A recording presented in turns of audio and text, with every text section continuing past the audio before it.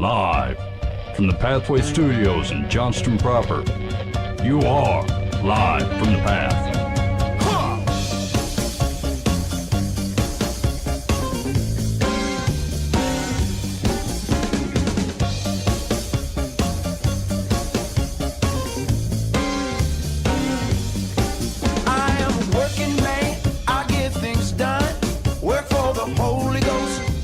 And you're listening to Live from the Path. We're going to be from the Pathway Studios here in Johnston proper. Now, Ben, Yep. you had a dog, right?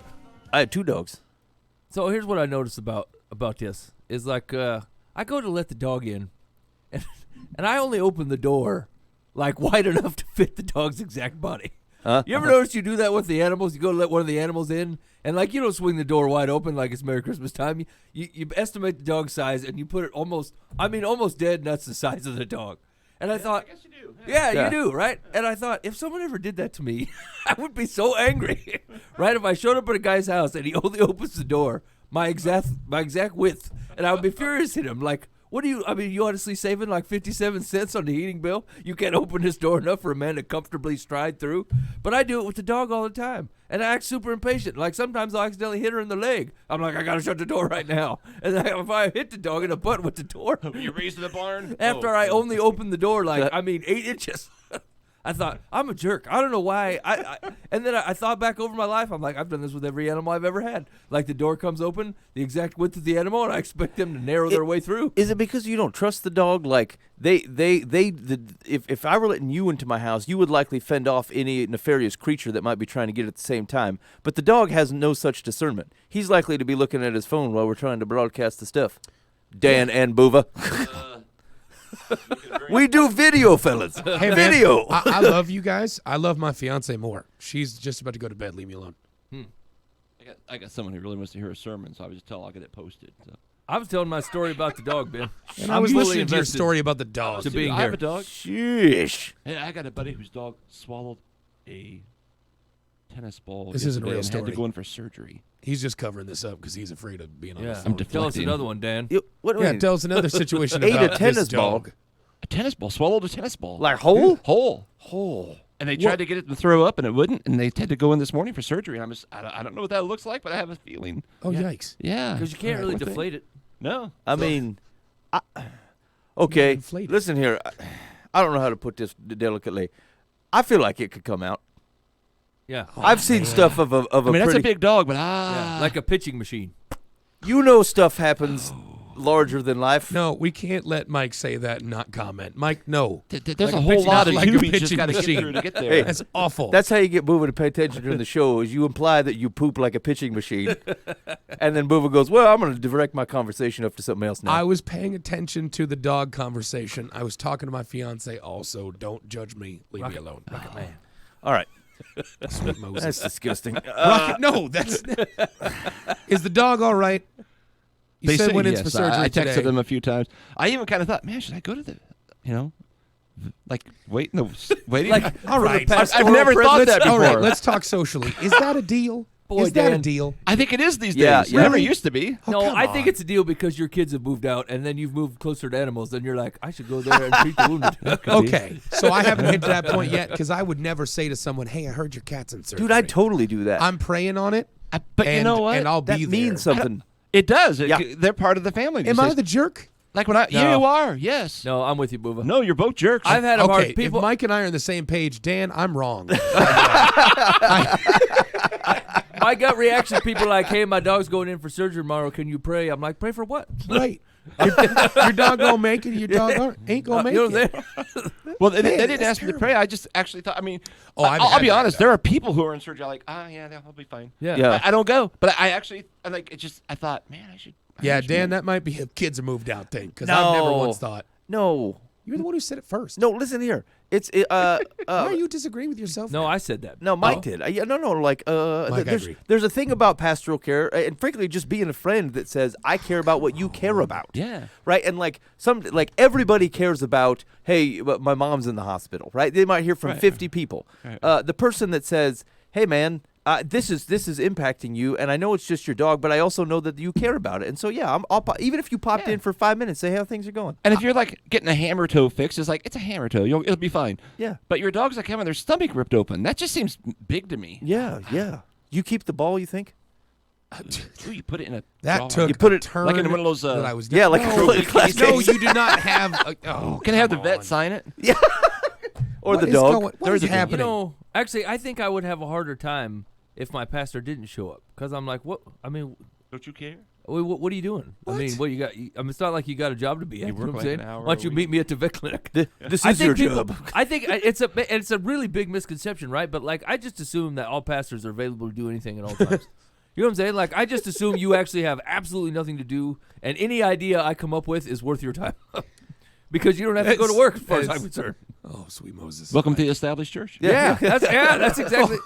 I bet everybody thinks the same thing. Call Yeah, Dan. they He's not busy. Hey, Hey, man. we should go to lunch. I bet Dan's available. You know what I'm saying? This is the benefit of disassociating yourself. So from a house church perspective, generally you're allowed to think that, but you have to think that about every Christian that goes there, because it's totally decentralized, right? So you have to assume everyone else is not busy and they're going to come check on you. Yeah, true. Shoot. I'm Well, usually that's- the one that goes all for, hey, we need to care about people and love on people. And all right, fine. I'll start showing up to pet surgery. Here's the thing, I don't think it has to be everyone, but like depending on the relationship, like you got to know what people care about. Yeah, these are special friends, and there's a special dog, and it What was kind a of unique questions situation. do you ask? Like, are you over invested in your pet to the point where I need to show up for this? Yeah. Hey, why? Is that your way of loving on people, Mike? Is that what you're proposing? I mean, here's the deal: we lose pets at our house, and it's like devastating. You'll take the whole house down for like 3 4 Agreed. days. It's horrible. But like, I still wouldn't imagine going to the operation. Hey man, so like, are you saying you go in there and you say, "Well, Fido's under general anesthesia. Can I ask you if you've made him an idol?" That's what you're saying? Oh, I love this. Maybe I'm I not think the that's right guy great. for this. Yeah, no, Mike, that was never a question whether or not you were the right guy for Yeah. it. Let me ask you this, Dan. It wasn't a thought process at all. If there was within veterinary clinics throughout the metro the option to be an on-call chaplain, Oh, would you do it? I probably wouldn't, because there's a lot of cases I'd be like, this doesn't have a soul, right? I mean, Oh, no. it's basically meat in other cultures. Dan, that means you need to be that guy, is that you're willing to have that conversation with people. Maybe so. Because who knows the guy that's going to show up, let's pray for Fido. Yeah. It's like, Yeah, come yeah. on, Ball man. of fur and muscle and bone, buddy.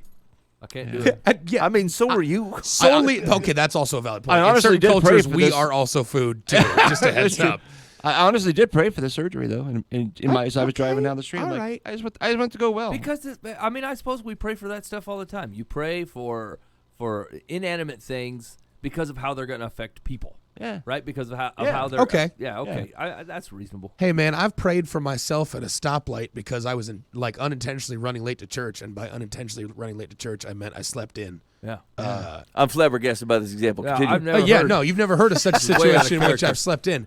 But yeah, there were many times, Dan, I'll be honest and say, coming to your church, that I would be driving down the road and there'd be a bunch of red lights, and I'm like, Lord, come on, man. Yeah. I need a couple green lights so I can make it on time. Then you said, "Oh, quick trip." Yeah. Right, yeah, exactly. And I'm like, wait a minute, there seems to be a quick trip right here. I could probably get myself a hot dog this early in the morning. Let's do this.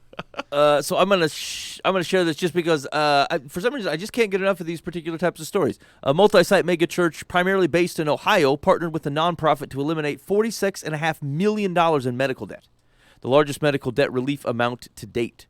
Crossroads Church, a non-denominational church. I think 3 out of every 10 non-denominational churches are called Crossroads Church. Yeah. With That was one of our original names. it was an option. And then we Googled it. We're like, nope. Non-denomination is the crossroads. Hey, I mean, isn't that where Robert Johnson sold his soul to the devil? Is that the Crossroads? And like crossroads Yeah. demons, yeah. I No. heard. Go ahead, Dan. No, I was in a different. What? On the article you're reading? Yeah. Some of these I've read before. Are they paying the individual's debt? Or are they paying like the clearinghouse, whatever they've gone to what do they call it? The debt collection. Collection. They're paying them pennies on the dollar. Yes, to eliminate the back debt. That's not as nearly as impressive as, hey, I see you owe money and I'm paying your debt. Your debt. Yeah, and so that what? So Not that it's bad. I'm just saying. yeah, but they're not quite telling the whole story, right? Like they eliminated $46.5 million in debt, but it probably only cost them $25,000 or something. right? They didn't pay the Yeah, full. that's what I've kind of read before. Yeah. I thought, well, I mean, it doesn't make it any worse or anything, but it's just not as sensational as they're making it sound. No, I find it to be a wise use of money. what pin is that guy wearing? It says "Don't Panic 2020." Ha ha! That's up to it and hip. He looks like Craig Buttigieg. This guy. So anyway, Wait, is that how you pronounce that guy's last name? yeah. Yeah. Yeah. Buttigieg? Yeah, did you think it was butt gig? I did. I mean, I'm not gonna lie to you. It complaint stops. line it is, stops right here. I'm sorry, I've said Yeah. Buttigieg Yeah, 12 see? times. I didn't know it either. Go ahead, Ben. That's a good point, Dan. 515-517-0085. Have you ever been late to a situation and preyed on the stoplights? Or referred to someone as butt gig. Buttigieg? I would officially change my name before I ran for president. You know Wait, what I'm saying? say it again so I can hear it. So It's sound smart. Buttigieg. Buttigieg. Buttigieg. You No, don't it's spell not. it right. That is not how it was originally pronounced. He Yeah. just decided he was going for president. He goes, He should have hyphened Y'all, we it. gotta figure this out. BOOT-A-J. No, it's B-U-T-T. It is butt. Yeah, it should have been Boot A yeah, Judge. he should. You can change your name pretty quickly. Like, admittedly, you could change that I to mean, that's gonna- BOOT-A-JUDG. He's out anyway. He dropped today. Sidebar. Yeah, because his name is Buttigieg. So my daughter's 9 years old, and she has asked that we start referring to her by her middle name. What? She wants to be called. Oh, okay. So is that? I mean, I was gonna give it a shot, right? Like it seems important to her. I'm like, this is no problem. Why not? But I feel like there's no way I'm gonna pull this off. Like, remember we had this discussion a couple months back where like the kid changed his name. I'm like, I gave you that name. What do you mean you don't like it?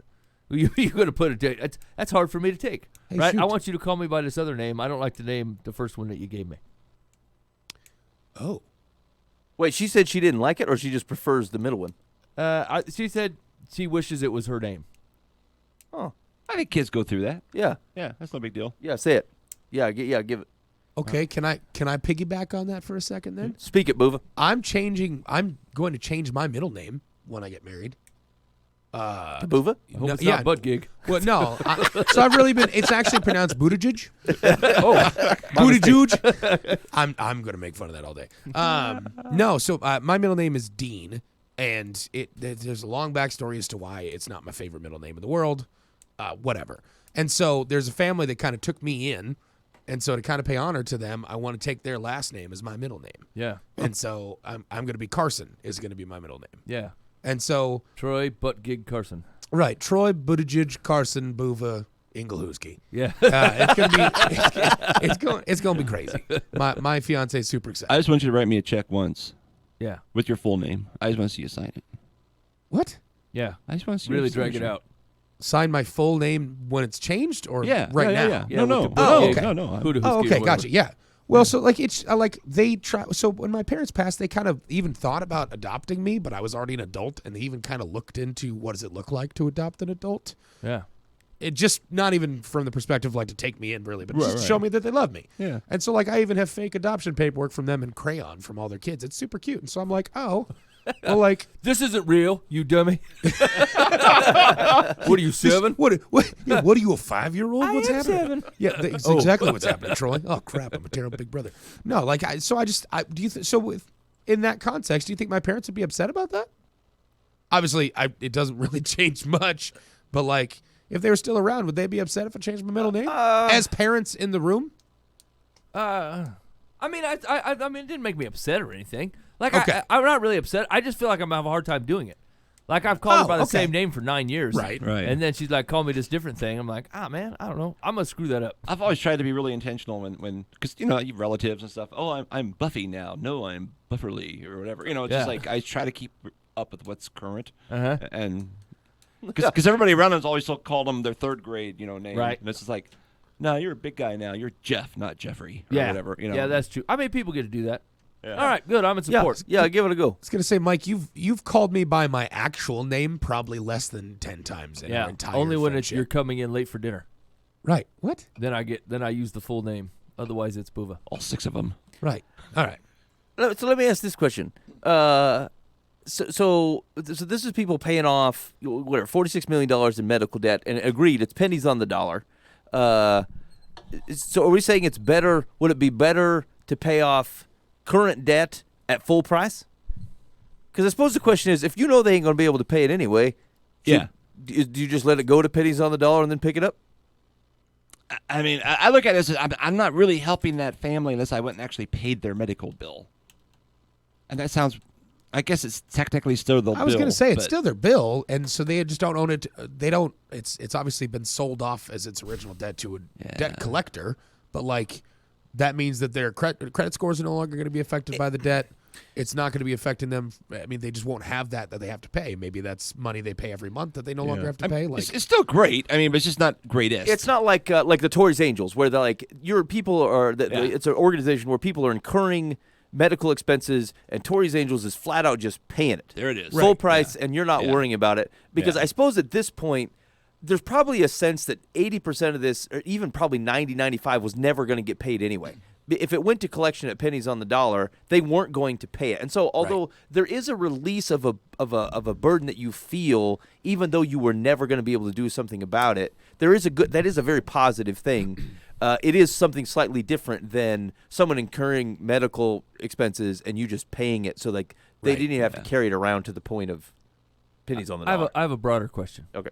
So I was thinking about this when I was a younger man and threatening to be in collections for some things, right? And I thought, here's the deal: is like I don't know how I feel about being put into collections and paying less than I owe. I feel like I legitimately owe you, you know, the whatever, and like. You say, look, I'm willing to forgive your debt for 10% of what you owe me. I'm like, but I owe you the full thing.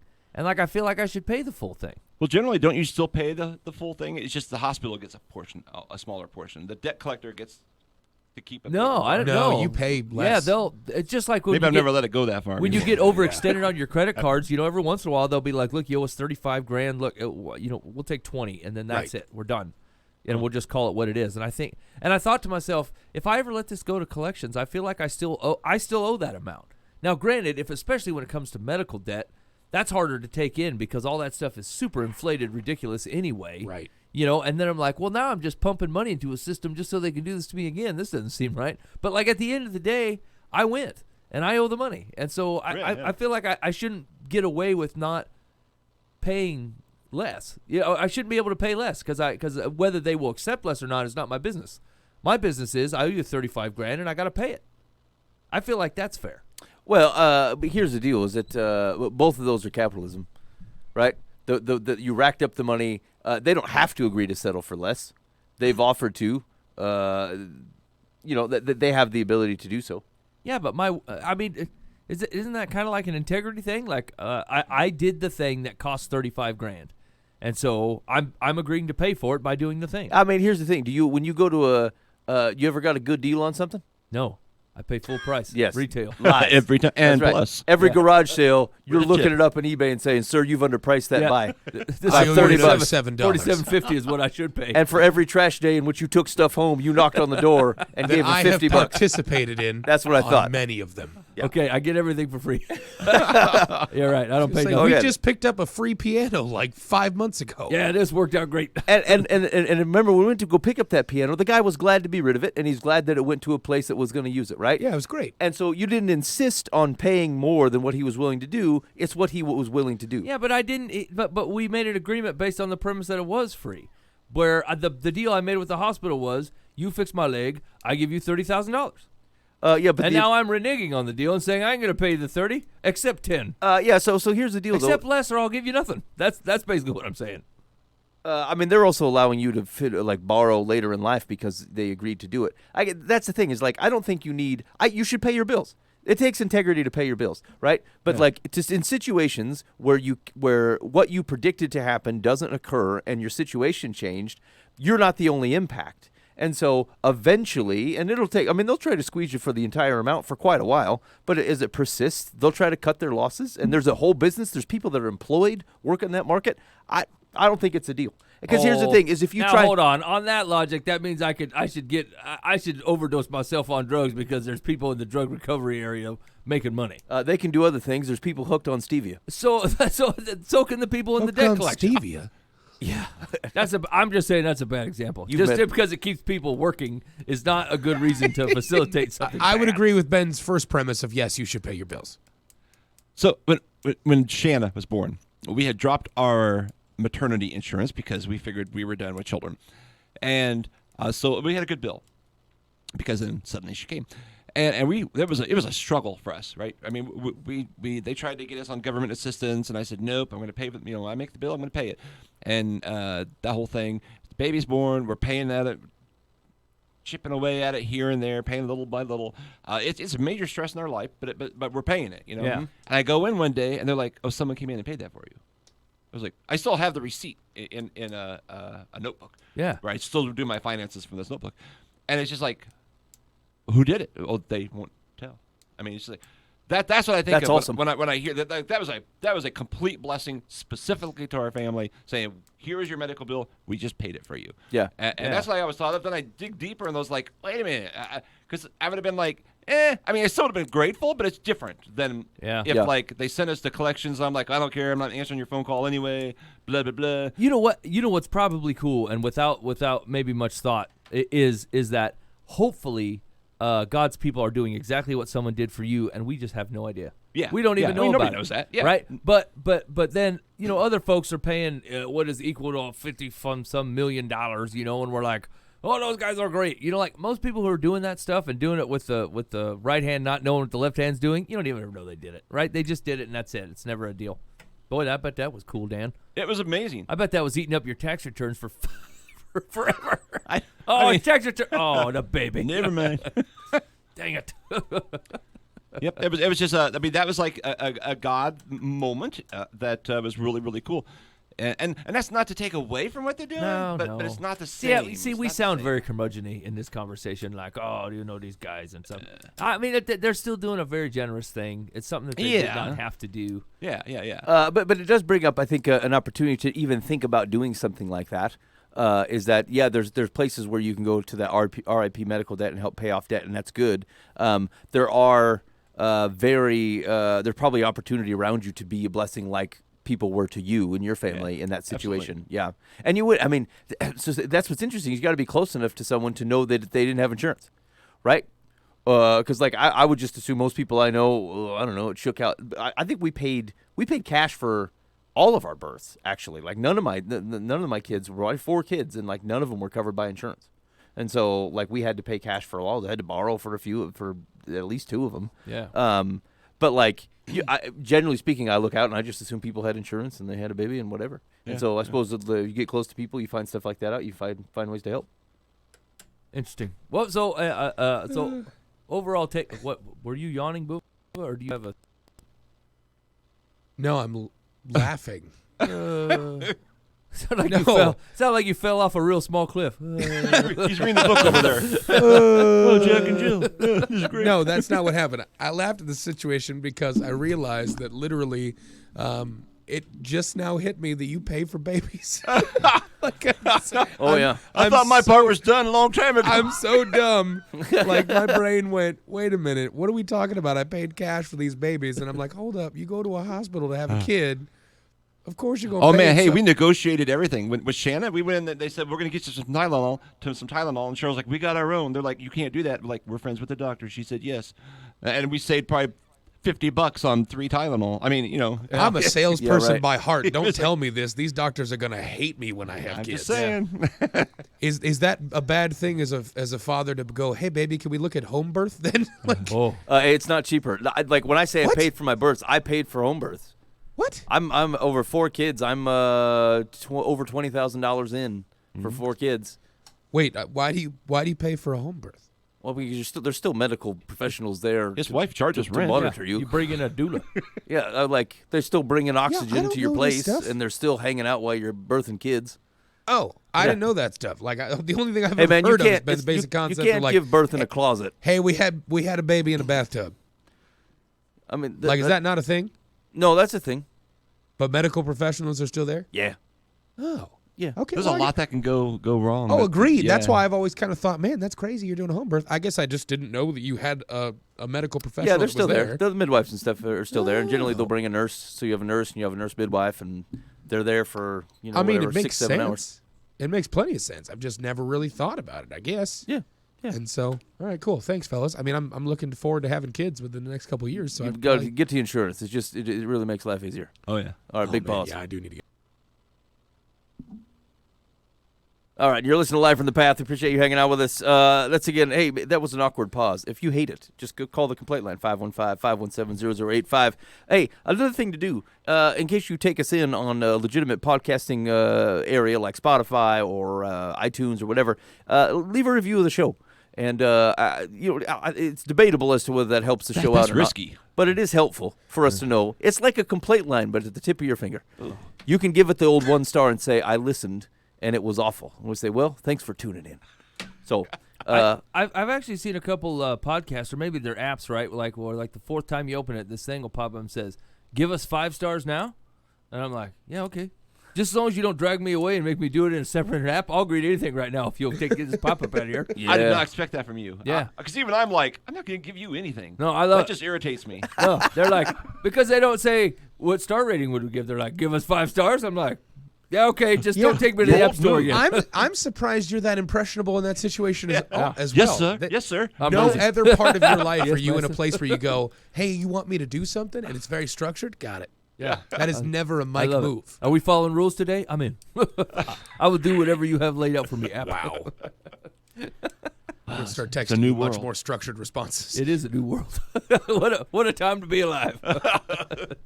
So my family and I went on a it's kind of a vacation. So I was gone last week, and I had like work for 2 days, Monday, Tuesday. I was supposed to be in Hartford, Connecticut for some kind of it was a meeting, whatever.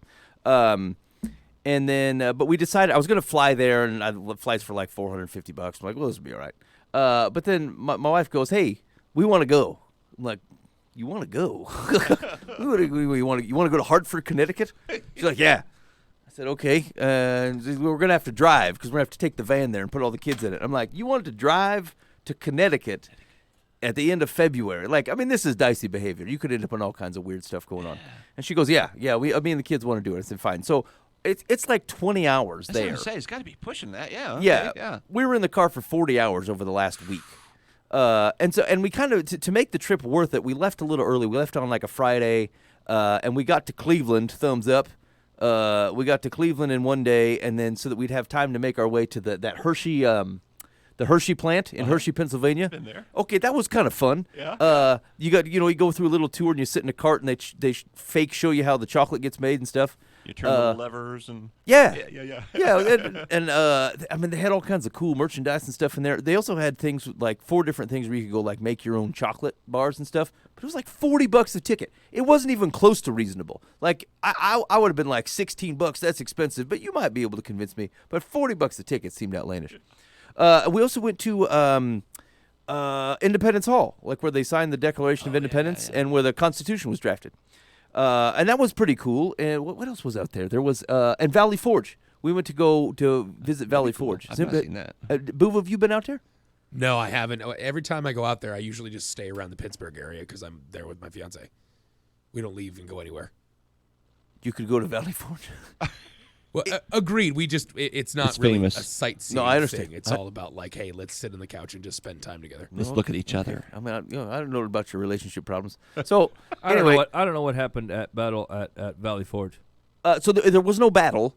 It's where they Great painting. It's where the army basically set up shop for the winter, and it was devastating. Like it was freezing cold. Like people were often. I didn't realize there's an educational movie that was made in 1986 that they show, and apparently like the different regiments that were sent from the different states, because it wasn't a national army yet, they were like contributing soldiers from states. Some were very well provisioned, like the Connecticutans.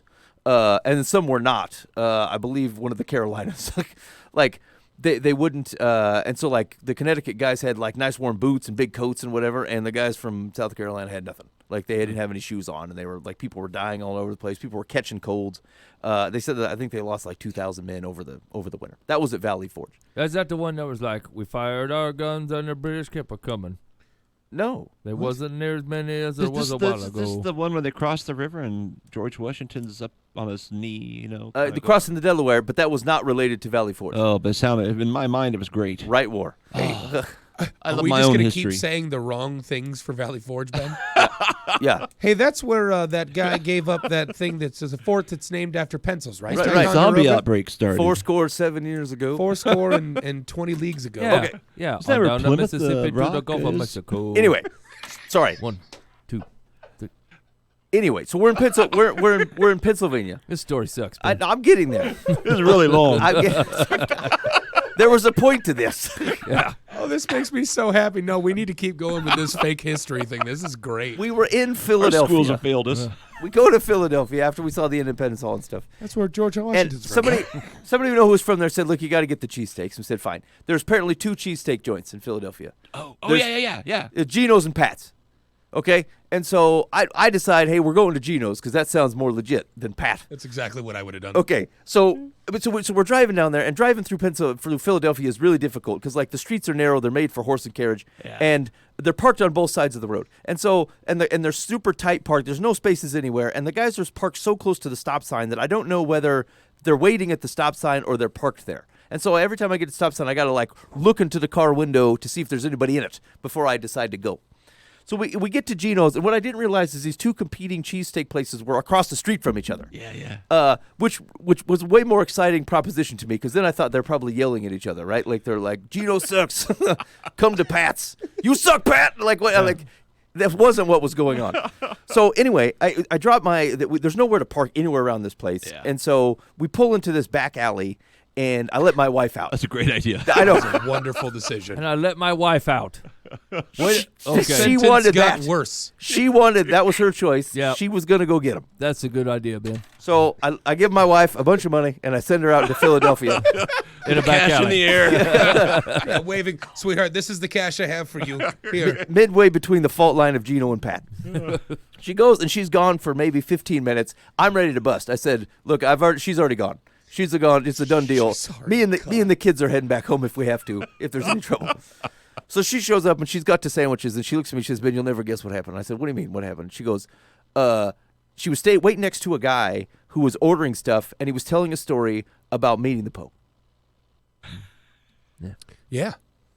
Yeah. And you'll never guess what the guy said. He said that he had run into the Pope here in Iowa. He was another Iowan, and he had run into the Pope. There's My wife a lot of Pennsylvanians and Iowans that like they transplant just together. happens. It's You crazy. never know what happened. So anyway, she says the guy was telling the story about having met the Pope and that he heard that the Pope winters in Iowa. And I said that's a crying shame. There's no way that that's actually true. And truth be told, she got through the whole story, and the guy has mistaken Buva for the Pope. Again? Oh man, that is crazy. Yeah, I How don't. many times? Outlandish, right? And so I didn't think anything of it until I got back into town, and I heard multiple people saying the same thing. Like the word had gotten around, and people had actually showed up to Buva's apartment plex, and now refused to leave until he gives them like something like the Pope would do. And so it's a Pope, some kind of advice that the Pope would give when he walks out on the balcony or veranda of his apartment complex where he winters in Iowa. And so, Buva, what did you tell him? I told them that we derailed you in that Pope style breakdown like 4 times. It was and that already long. great. This is your fault. This is wonderful. It took us 15 minutes to get here. He's gotten the coronavirus by now. Yeah, exactly. Pope's gone, guys. So this is what I had to tell them to get off my lawn. So the Holy Spirit has completely ripped me apart for money in the last like 2 weeks. And so my advice to them was to let them know that they need to shut up about money for the most part. So my situation has been kind of crazy the last 8-10 months.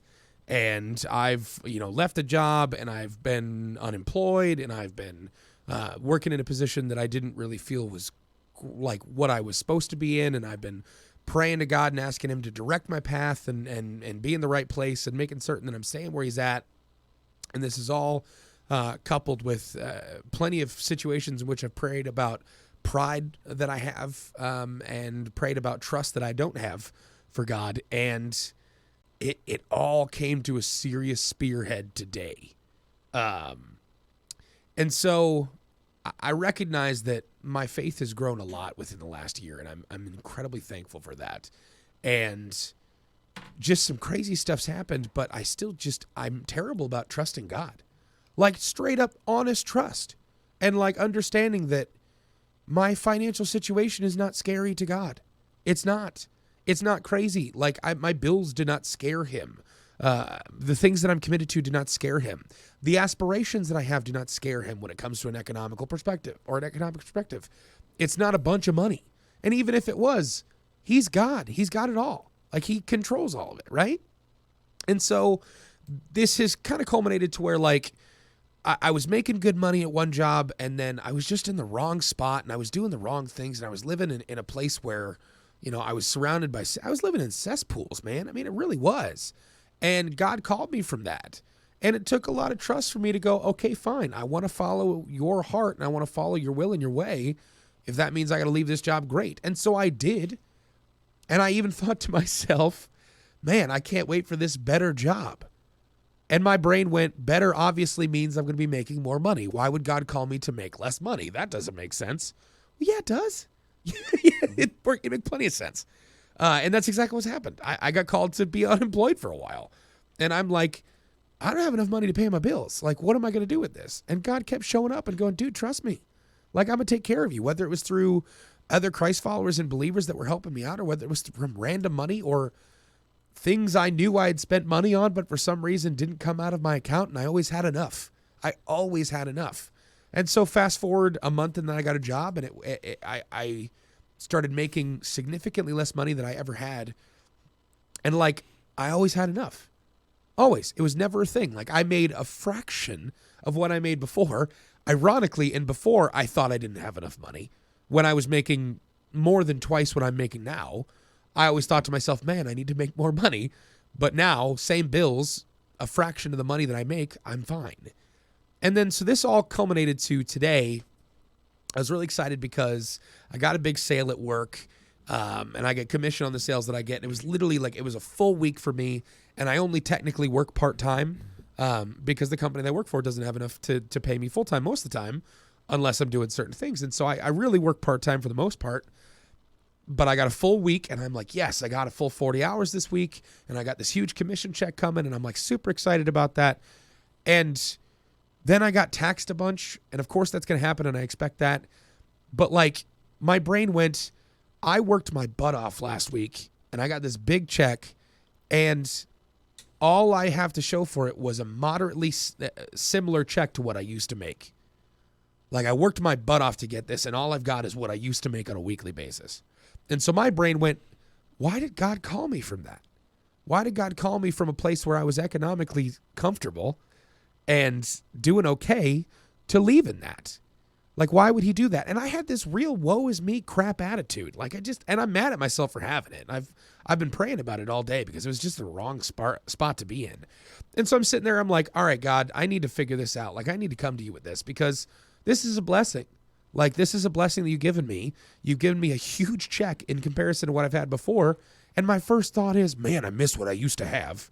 Even though I knew that I'd left that place because I needed to leave the cesspools that I was working in and I was following God's will. And here I am again being fickle and being, lukewarm and going, man, I just wish I made more money. And not once did I think to myself, I'm like, no, I need to trust Jesus in this. And like, the funny thing is, and it was pointed out to me on the way here, God gave me exactly what I needed.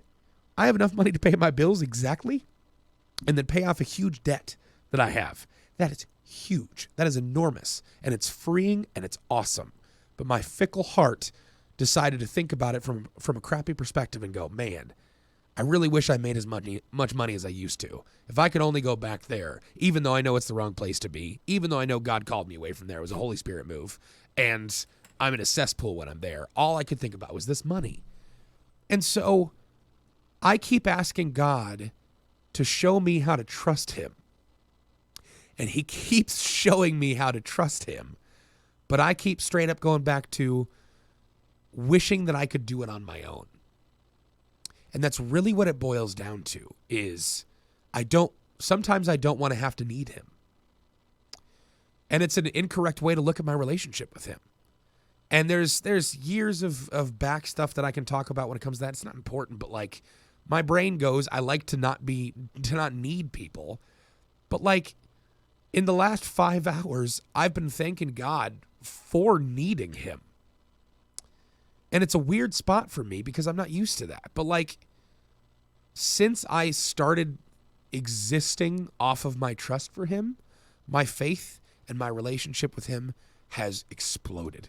It has grown. It has become so amazing. And I'm so happy to be in the place where I am right now. My life is going a crazy way. Like, financially, it's insane.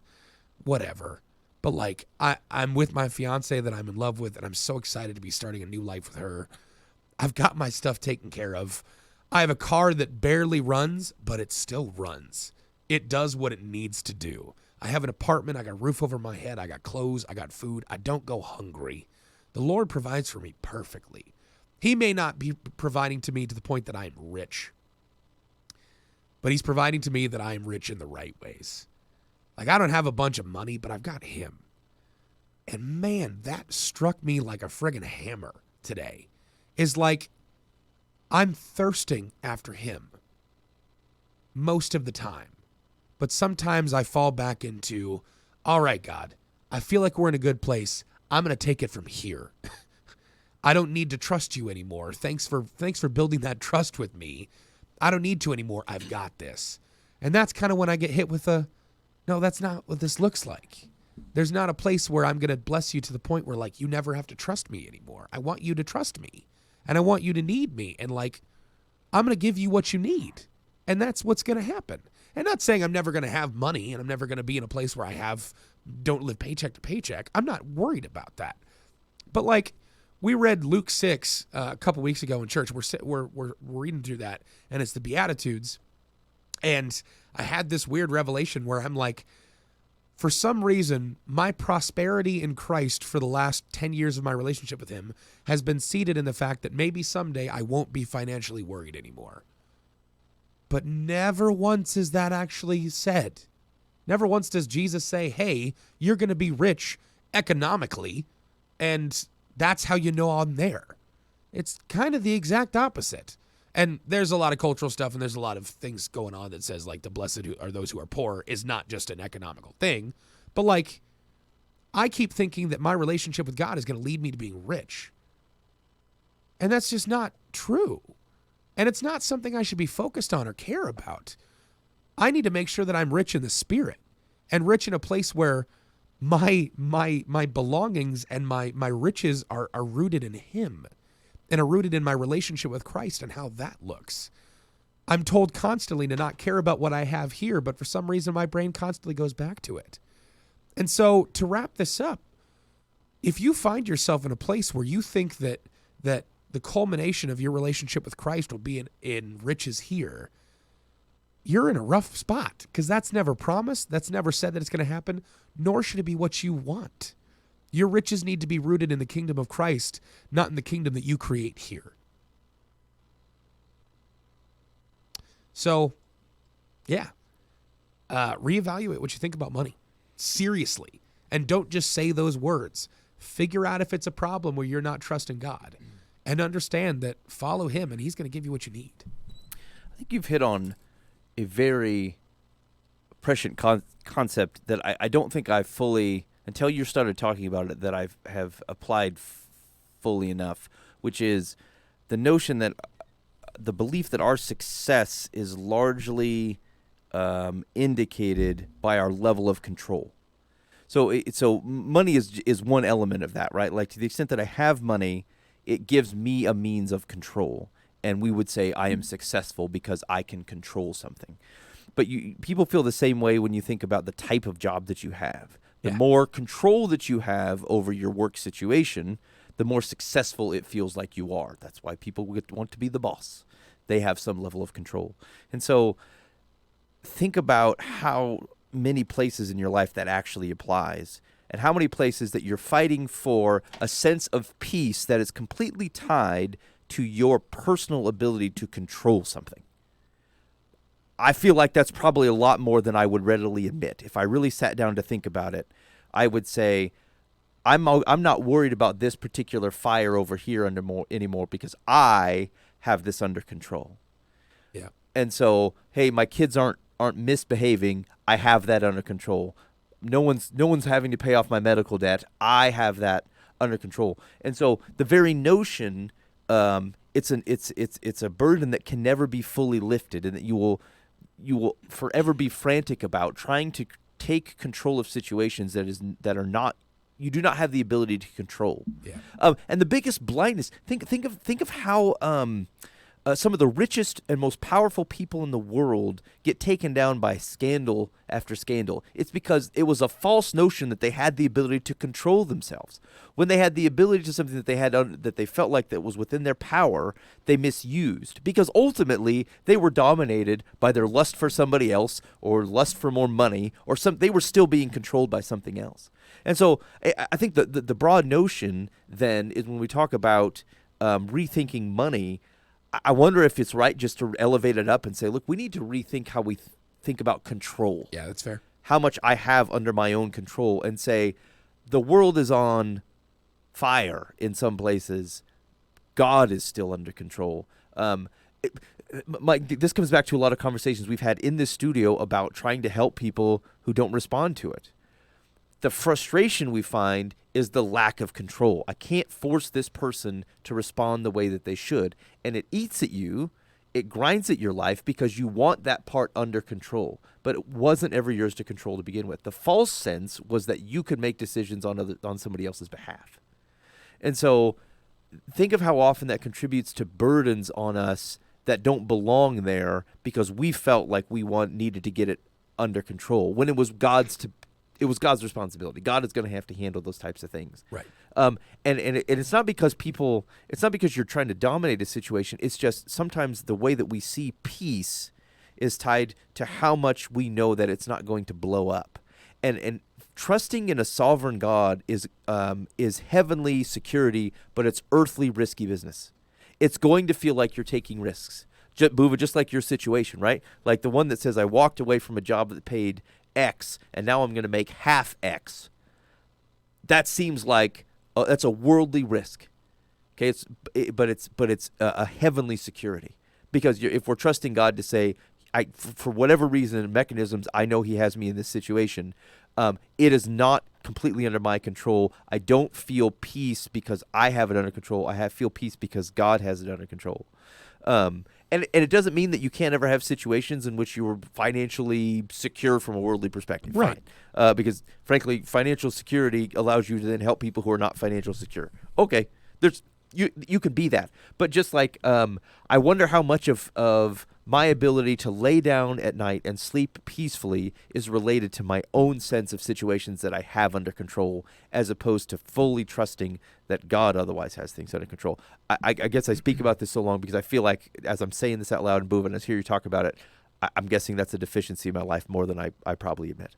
So actually, that's funny, because it more hits the nail on the head than I think most honest followers of Christ don't fall into the using God as a genie category, right?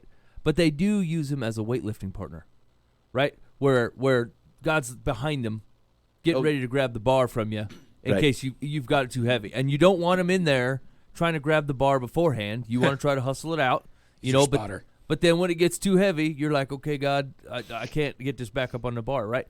And like I said, most faithful followers of Christ that I know would never put themselves as God as the genie category, because I wouldn't do that. Not realizing that I'm certainly in the weightlifter category, certainly, right? Like even the car, right? Like even the car, it's you're looking for, you don't really care that the car is fancy or clean, but you want control of how you get to work. I want to know that if I leave in 20 minutes, I will be there in 20 minutes. Right, yeah. I don't have any control of that. Your car's a crapshoot. You get in there, it's like going to the casino. You may make it, you may not. Right. No idea. Are you rocking, smiling either way? You're like, I don't know, man. Maybe I got to jump this thing. It's that kind of stuff. Like, it just leads you to a different life. Like, it leads you to going out to that car an hour before you have to leave and going, I at least got to know. that way I got to plan my day accordingly on whether or not this car is going to work today. The funny, you guys are talking about that, and the only story I can think of is Lot's wife. And God leaving me a message. He's like, do you remember that time I said, like with the flood, that I wouldn't turn people into salt no more? No, I don't remember that. Yeah, I didn't say that. Right. So me trying to take control of this thing and then go back to Sodom, that's what you're saying to me? Yeah, that's what I'm saying. I still turn people into salt. You're living on grace, buddy. Man, I'm a control freak, right? I really don't come across that way usually. I come across as the goofy guy who's not paying attention and doesn't really know what's going on. But man, I'm a control absolute freak. And if I'm not in control of a situation, it puts me in a tailspin. I mean, absolute tailspin. I will lose sleep. I will every emotion possible as I try to regain control. Yeah. I mean, so you work on that the rest of your life. Sorry, buddy. Yeah. Yeah. Because I probably act like I'm not in control most of the time because I'm trying to convince myself, hey, dude, God's in control. But I'm still holding on. Yeah. I'm holding on. But I mean, I'll take most of it. You know, if God's offering. it's funny. I've been praying on this for a really long time. Whether or not I understood the full extent of what I was praying on is up for argument. But I'm realizing that the less control I have, and that's a great way to put it, Ben. The less control I have, the better it is. Like literally, every single time I stop freaking out about stuff, stop worrying about stuff, stop trying to control it, and start letting God just handle it and actually trust Him to do this for me. There's so many friggin' verses and so many stories that we have to look back on in His Word that allow us to understand that like His trust has never failed. He has never failed once. There's not a single story where He failed. It doesn't happen. He's undefeated. And I have to remind myself of that sometimes because, like, even in the last 6 months, I can tell you a dozen stories that would not have worked without God completely handling it. 100%. My handling it doesn't do anything. Him handling it fixes it entirely. Yet, I still today have worries of, like, my immediate thought when I got a huge check wasn't, Father, thank you for handling the situation. Thank you for giving me exactly what I need. I was like, man, if I was living in sin still and in a cesspool, I could be doing better. Yeah, Are you I could be freaking back in kidding Sodom me? within a half hour. Yeah, exactly. I totally could. If only we were back in Egypt. Right, and that's exactly it. Yeah. And I'm exactly fickle like Israel was, and that's exactly who I am, and I'm so much like the Israelites in that, and it kills me because you read the Old Testament, you go, why are you guys turning from God? Right. Like Idiots. what? Yeah, exactly. It's like, hey, you put up Asherah poles again, you're gonna rip those down in like 40 years. What are you guys doing? Like, stop! You're ridiculous, right? But that's exactly where I'm at. I'm super fickle in that, even though God has never failed me. Well, the thing is, though, you say that like He's never failed me, and I know where you're coming from. I know what you mean. Yeah. But then you look at Scripture. Well, yeah. I mean, Stephen probably thought like he kind of things went sour. Right. Yeah. I mean, there's plenty of stories where, like, God won, but people died. Oh no, agreed, exactly. People Yeah. failed miserably. Yeah, no, God's or- failure doesn't get tied up in And like, that's where our faith gets. Oh, like, agreed, Am yeah. I in one? Am I? Oh, the stone's about to come and flying at me. And that's what hit Is me this too. it? And that's why reading through Luke 6 and reading through the Beatitudes kind of punched me in the gut. Was I keep telling myself my own prosperity gospel of, if I do this correctly now, if I just get to a point where I trust God now, in the moment now, well, in a year I won't have to worry about this. And that's such crap. Like, that's not true. I'm setting myself up for future failure because I'm going, all right, God, I think I've got it now. I think I trust you enough now. Can I now get another job? Yeah. Is it now time for me to get a better job where I'm getting paid more? Is it now time for me to do this? Are you going to gift me a new car? Whatever. And that's so not true or how it works. It would be great because it would sound awesome in this earthly domain, right? But like, I have to shift my mind to, rarely am I thinking about the scale of what riches am I gaining in heaven by what I'm doing right now. Rarely do I sit down and think to myself, how am I working in the kingdom of heaven in my daily, versus how am I so worried about what am I going to do tomorrow when it comes to my money? How am I going to pay my bills? Am I more focused today in the work that I know is necessary because there is work to do? Or am I spreading the gospel of Christ, and am I living that life out through my actions, through my financial decisions and things like that, through my trust with Him? Or am I so worried about how am I going to pay my bills at the end of the month that I miss every opportunity to actually be a worker in the kingdom of Christ today?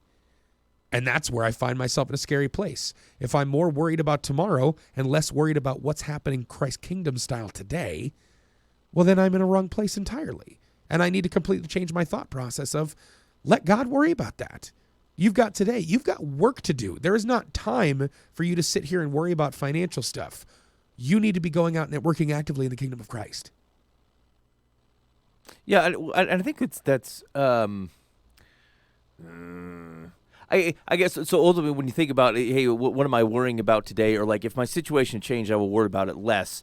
One of the core premises here is that we shouldn't be worrying about it at all, right? Like, because the situation change implies some level of regaining control. When I control more, then I will be less worried. Right. And God's basically saying that's exactly where you're at right now. Your worry is relative to your ability to control. None of which has you saying, "Trust me in the way I view the world." As opposed to you and the way you view the world or the value that the world itself brings. So what I gave an example to the kids about this, right? Like we were talking about, because I have animals at my house, right? Like donkeys and goats and stuff. And I said, because we were talking about the blessed be the poor. And I'm like, why does that make any sense, right? God wants you poor or whatever, take all your money away. And what I told him was like, I don't ever worry about my animals drinking poisoned water. Why? Because I give them water every day. Right, and at the end of the day, you'd think, well, why don't I go ahead and just dig a pond or something, and then the animals can have water over there, and that's perfectly okay. Like it makes a whole lot of sense. It's efficient, and it keep me from having to go down there and give them water all the time. But in retrospect, the worry is the animals, if they have their own water and they can get it themselves, they start to think, I don't really need Mike anymore, right? But they forget the fact that like I shoot the coyotes when they come in. I fix the fence so they don't run out into the highway and get nailed by a car coming by, right? I make sure that when the ground is frozen, I got to feed the pigs because the pigs can't root anymore, right? Like all these things I'm thinking about and looking on their behalf. And they're like, can't you just let us handle the water situation on our own? I don't need you here, right? And the big worry is, or the big thought process is basically what God's saying is like, I'll dig you the lake, I'll dig you the pond so you can have it, but if I'm going to do that and it's going to cause you to think that you don't need me anymore, then you've lost. You've overall lost. And that's the destruction part, right? And so like, because people take that in very poorly. Like God's demanding that I have to be poor in this world to follow him. No, that's not what he's demanding. He's saying that you need to not sit in his chair. And so if you can let God be in God's chair, and you can handle drinking from the pond without him having to come down and bucket you every day, then great. If you need the buckets every day, that's great too, as long as God gets to sit in God's chair and be what God is, right? But as soon as you decide that because you got the pond situation handled, then you don't need God here anymore, then that's when the coyote shows up. And you said, God, I don't need you no more, right? But if you can drink from the pond and go, yeah, I don't really worry about coyotes. God's on the coyotes. God takes care of that stuff for me. God's in charge of the fencing and stuff or whatever. But he did he blessed us with this sweet pond, which is pretty cool. But like all it is a perspective thing from God. God's an in-some guy, right? He's an in-some entity that goes, I am king and I am creator God, and I need you to remember that. And if you need me to give you water every day to know that from me, then great, I will certainly do that. That's probably the most gracious response you could ever ask from a God entity. He's, you know what I'm saying? He's not requiring that you go, oh, great Yahweh, every day and spend 35 hours on your knees and with candles and smoke and whatever. He just said, remember who I am. I told you who I am. I told you whose kingdom this is. If you need me to remind you every day, I am more than happy to do that. So completely unspiritual question here. Yeah. Why do you have donkeys? I I think it's cool, but like, one, Donkey milk, Dan. I mean, what's there's got to be a reason. There must be a reason people have donkeys these days. well, generally they will shoo other bigger animals away. Yeah, that's like Right, I wonder. so like if it we has have. a- Although here's the deal: territorial it's like and- we had some foxes. Like last summer, a fox comes on the property, and these donkeys hightail it, leaving the sheep out there right by the fox. I'm like, and here's the deal: I named the donkey Enoch. He's supposed to walk with the Lord, and he doesn't. He walks by himself over there on the other side of the paddock and leaves the sheep out there for the slaughter. I'm like, these donkeys. Oh, So anyway, we have donkeys because they tend to keep they're supposed to be keeping the coyotes and the foxes at bay, but the sheep are so dumb. Holy cow. If you ever want to get a good biblical picture of humanity, get yourself some sheep. These are the dumbest animals. I mean, I ain't kidding you. Blank stare, dumb. Will put themselves in the worst possible situation that you've. I would invite you to come out to my house and hang around with these sheep, and you will not believe how accurate of a portrayal of humanity is. Yeah. Compared to these animals. I've spent time with those sheep. I They're mean, dumb. they are just dumb. They are real dumb. They're just, but they are super lovable and soft. Hey, But man, they can we are eat so your dumb. donkeys? What's that? Can we eat your donkeys? Yeah, Yes. yeah. I'd prefer if you not eat Enoch. He's got another 300 years to walk with the Lord. He will be tough and gamey. Oh, man. No, I've heard donkey meat's like incredible. Really? Yeah, legit. Like it's supposed to be like one of the best meats ever. No, not even joking right now. Who are you talking to? Genghis Khan? Well, it's in Asia. I mean, kinda guy do you know that eats you donkey? are correct. It is someone from Asia, but yeah. There's a bunch yeah, of like donkeys in, in Africa. I In always China, wonder. they eat donkey a lot. Actually, I think that's where the coronavirus comes from. Yeah. Could be. it's from donkey. Donkey. Yeah. Oh man, worth it. It's what makes it tender. It's like 2% mortality rate. Worth it. Let's give it a shot. Now, actually, to finish up on my own example, I'm installing a well, so I don't have to go down there and bring buckets to those guys every Wait, day. are you like hand digging your own well, like No, those I- Cambodians on the YouTube? No, I have a well on a property. It doesn't have a pump or nothing, so I gotta put that stuff in. You need a well pump? Yeah. I bet the Gov Deal's got one. That'd be weird. I'll talk about our personal business later. All right. Ready? Dear Live from the Path. On a recent Saturday afternoon, two of my daughter's 13-year-old friends came to our house. My daughter answered the door, and after being denied access, both pushed their way in. During their stay, the girls were rude and disrespectful, going through the refrigerator and pantry and helping themselves to whatever they wished. My wife and daughter repeatedly asked them to leave, but the girls laughed and ignored the requests. What do you suggest in an event such as this without getting physical, as my wife didn't have their parents' phone numbers? I was away on a work trip during all of this. Disrespected in my home. What? You're What? being terrorized by two 13-year-old girls? Is that the gist of what your problem is? Yeah. It seems like it. And these are friends of their daughters or supposed friends? That's how they were described. Two of my daughter's 13-year-old friends. Come on. Does it sound like it really went down like this? No. Now hold on. Let me tell you just a quick side story. So on my block, this last year, maybe it was 2 years ago, I was out doing work, and I think we're residing the house or whatever, and everybody's gone. And some girl from down the street came up and asked to if one of my daughters could come out and play, and I said, well, she's not here, and she goes, I don't believe you. I want to go see. And I said, no, you can't go into my house and see. She's not here. No one's home. And she goes, I'm gonna go check. And she walked up and she started walking to my house. I'm like, Yeah. Hey, you can't go into my house. I mean it. Stay out of there. She goes, no, I want to see if she's in there. That seems very consistent with the students my wife works with. You know what I'm saying? Yeah. They What? whatever they'll do whatever they want. Yeah. And I said, and so I said, hey, look, I'm not joking. You can't go in my house. And so I went in there and I locked the door to keep her from going in. And she just stood there and pounded on the door. And so I came back outside and I said, look, man, go home. I need you to get away from my house. I got work to do. You can't just sit here and wait. And she goes, no, I think I'll wait. I think I'll stay here. I said, and I'm like, I'm flabbergasted. I'm a Yeah. grown man. Right. And this Right. is like a 7-year-old girl. And I'm like, what the heck am I supposed to do? Like, what am I going to physically remove her from my property? Right. This Then you is- get in trouble. That's right. And so I said, hey, look, man, I need you to leave or I'm going to have to go get your mom. And then she can come and handle this. She goes, you don't even know where I live. And doggone it if she wasn't right. I did not know where she lived. I knew she was somewhere down the cul-de-sac. I would have had to knock on 5 doors to figure it out. And if I was her mom, I probably would be like, nah, I'd never seen her. Yeah. And so I sympathize with this situation Our because future is bleak. what do you do? It's just like it's flat out obstinance of Yeah. which no matter what I was going to do, any action I took was going to look like I way overreacted. And I'm Right. like, well, this little girl is tying me up here. What am I supposed to do? My wife seems to be able to deal with them. I don't know what to say. Yeah, I don't know. I feel like I got my hands tied behind my back. I would You have almost no got to idea call what the to do. police. I hate to say that. That's literally what my I was thinking last the whole resort, time. I'm but- like, I don't want to be the guy that says call the cops, know. but like, what? They have to do that else? at the school.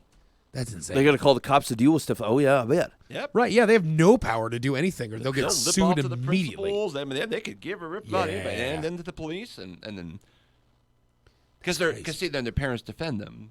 Right? Yeah. Yeah, it's no longer. Oh man, that's crazy. This is a terrible situation. Think of the thing. This is what's holding society hostage. Because really, I like normally I would have picked her up and moved her.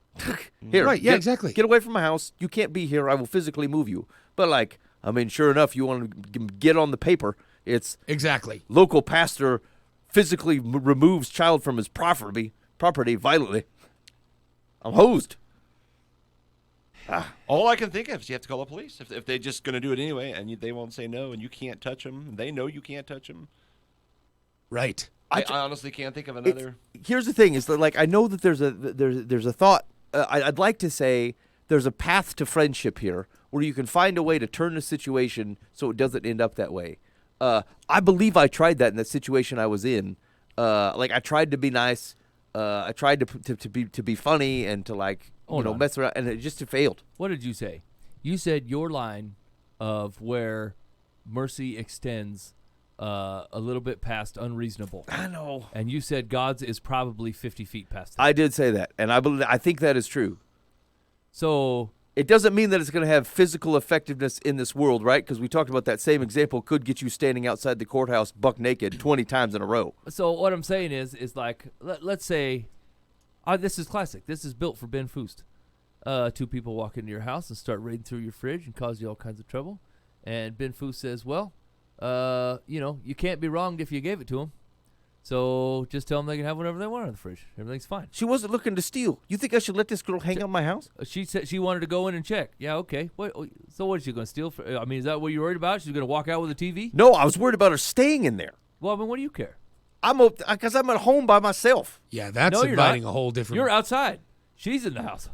You're outside cutting trees. Hey, you keeping a little girl in your house? I'm just saying, it's a rough world. I totally get both sides of that. No. I get where you're coming from, Nope. Mike. I was also involved in that conversation, but I totally get where Ben's What do you coming mean? from. It's Ben's had that conversation 20 times. He believes it to his core.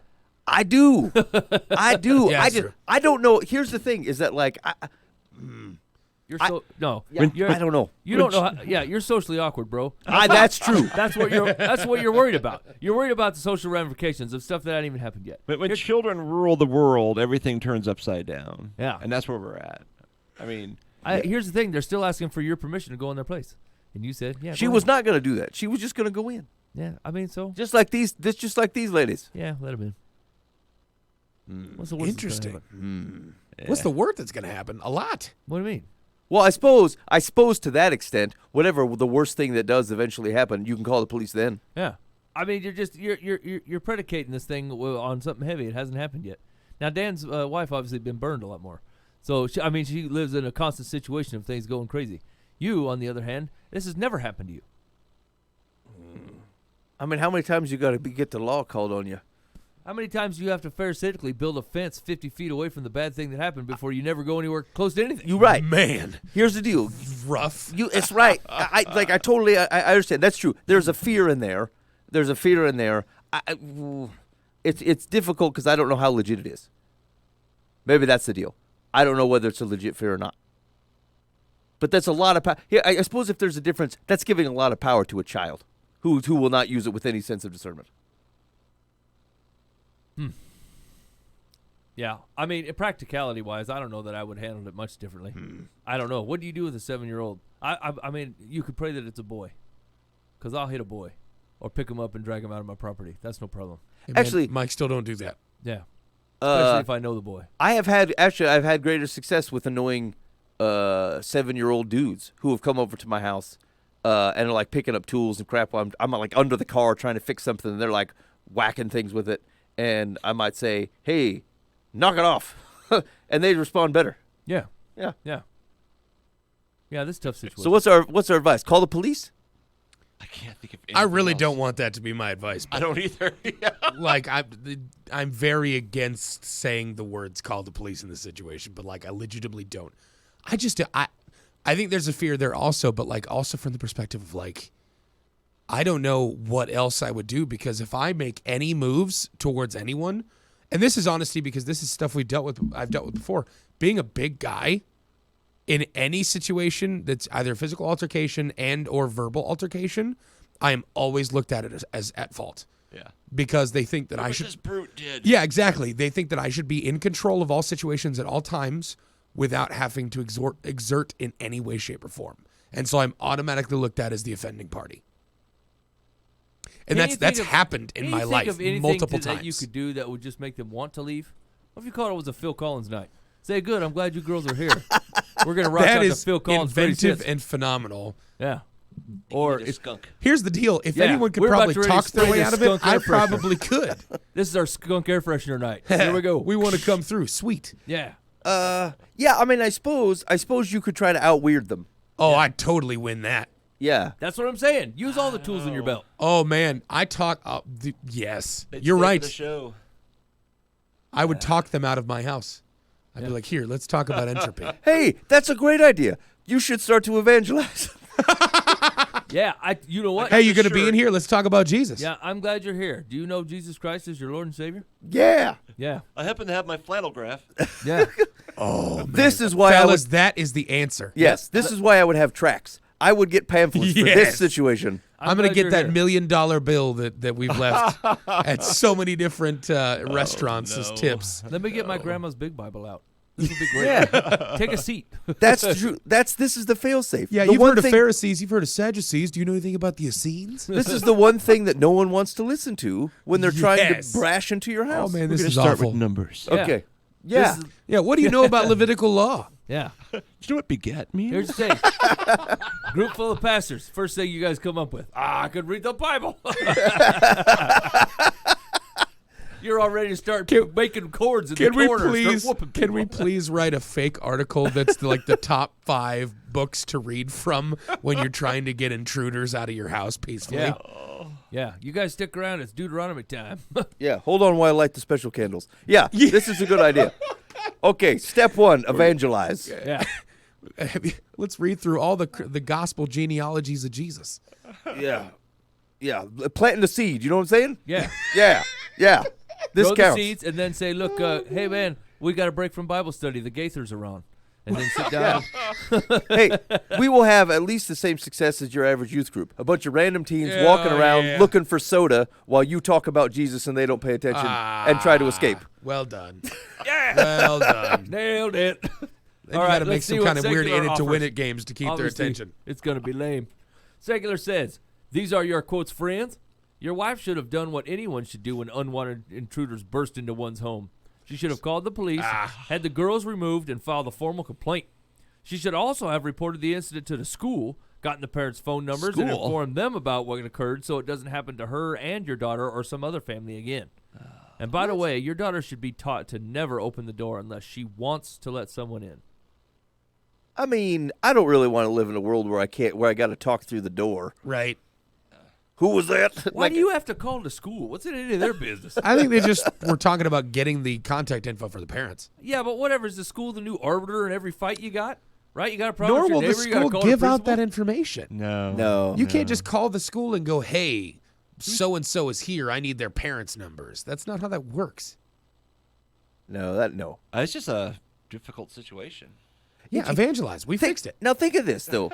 Think of how much advice we've given over the last decade, and I feel like this one has tied us up worse than a lot Oh, of them. absolutely. This is the toughest one I've And heard. it's such a goofball thing of someone walking into your house. Here's the deal. There's something about just having a confidence and not caring about what you're doing to somebody else that is intimidating. Yeah. Children I am- scare us. I am a monster. I staff bounce houses from time to time.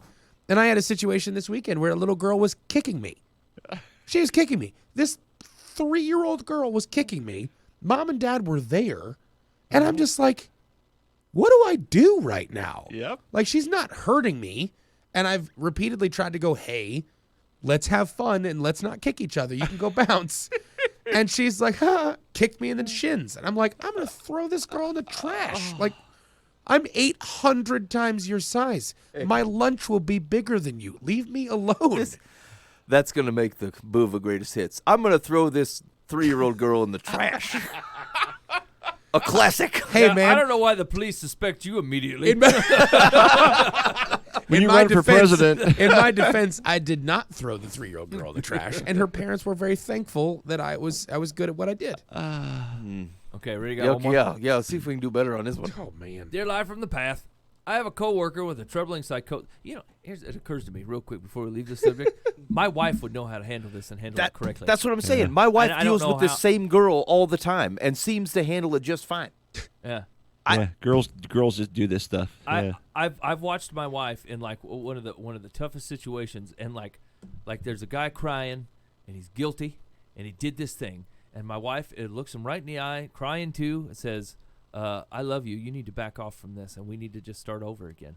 And I'm standing back there in 5 feet trying to figure out what phony emotion or how I should even react to this. I'm like, I should be mad. Should I be mad?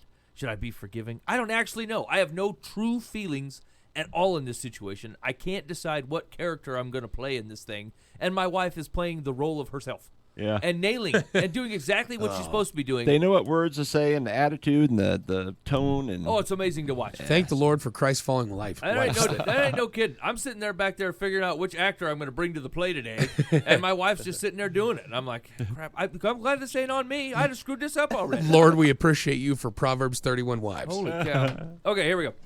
Dear Life from the Path. I have a coworker with a troubling psychosis that has left me afraid to wear certain colors or say certain words around him.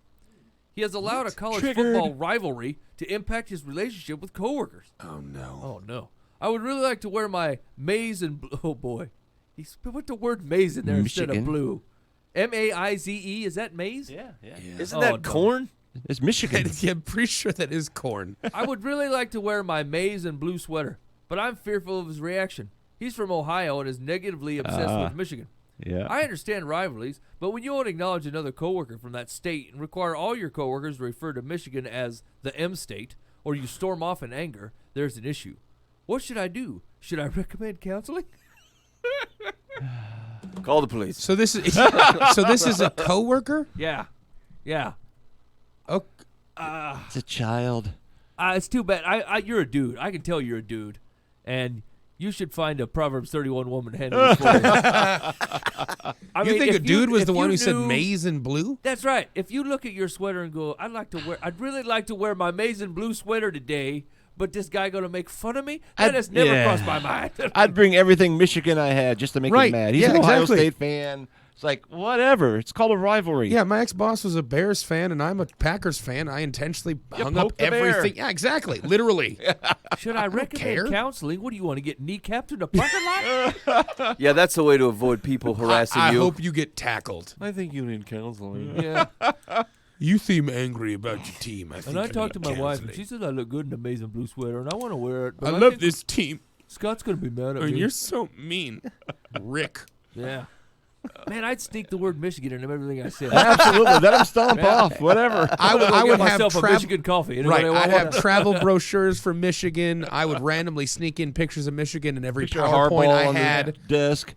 Hire a guy named Mitch, and so you can say, Oh, it's Michigan. Hey, Rick, look, it's Michigan. Yeah, you got to learn how to play the game, brother. You got to get in on this thing. A You're wa- psychosis? You're wasting all kinds of valuable opportunities You really are. to come back at this guy. And then you need to realize that your work is your work. Not all of them are your buddies. I mean, Yeah. Grow up. did I miss it? Like, his evaluation of a psychosis is way overdone. Right. Psychosis because of colors and certain words. I was expecting this person to have actual legitimate trauma Right. that's making it to where that like they're actually like PTSD triggered by certain things. No, they just love Ohio so much. Here's the thing. What? Is I think the movie The Santa Claus said it best. Is you have a problem at home, that's a problem. You have a problem at work, that's a challenge. And the Santa Claus is right. This is not an actual problem. I'm sorry.